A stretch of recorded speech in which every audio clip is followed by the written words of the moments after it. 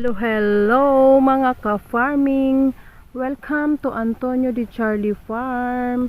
For today's video guys, ay samahan nyo akong magdilig dito sa mga bagong tanim na pipino. Ayan, kung makikita nyo guys, super dry yung lupa dahil mainit ang panahon ngayon dito sa Kamsur. So ayan, malilim na, palubog na ang araw, mag-start na akong dilig. Ayan guys, samahan nyo ako at ito ang aking trabaho ngayong hapon.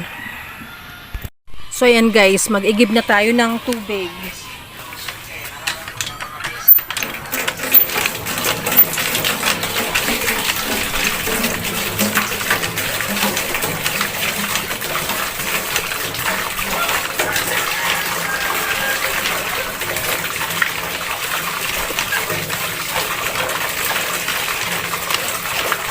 Balde, ilan yan balde, pero mulaan ko kami yan, naula.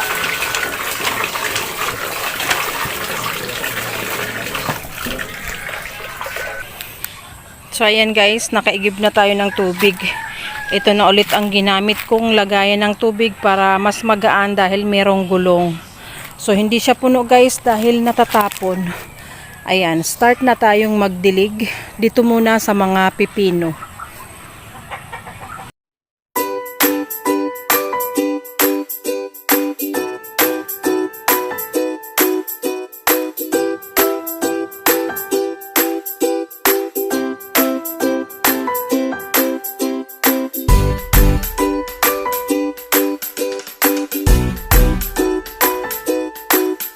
So ayan guys, nakaisang hakot pa lang ako ng tubig and kalahati pa lang nitong isang line ang aking nadilig. So ayan, igib ulit tayo guys. Round 2.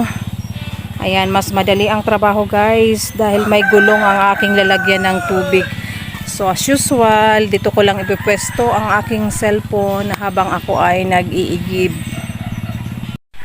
Ayan guys, round 2 dito naman sa isang line dahil doon sa dulo ay may sikit pa ang araw. So unahin natin dito sa malilim na malamig na yung lupa. Ayan, let's do this. Round 2.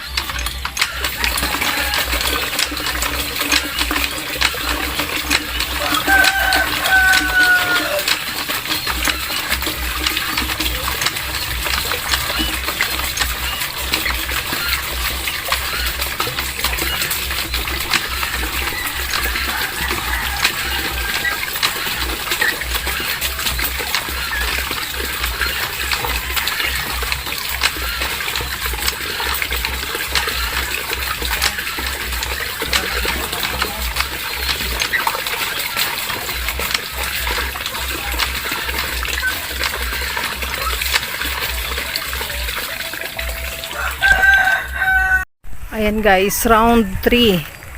Tigkabila ang dulo na lang ang hindi pa nadidilig. So mas marami na yung dala kong tubig guys, mas mabigat.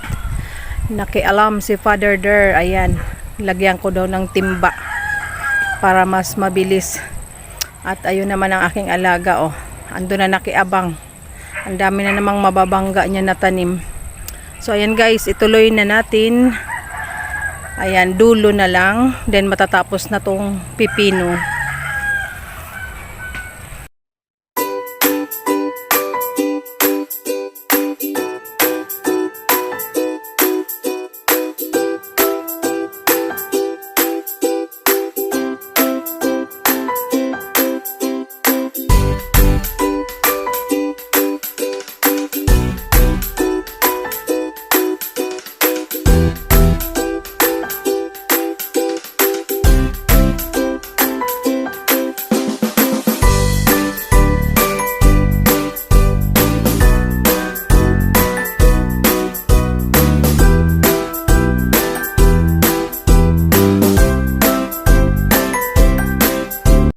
guys, tapos na ako magdilig ng mga pipino.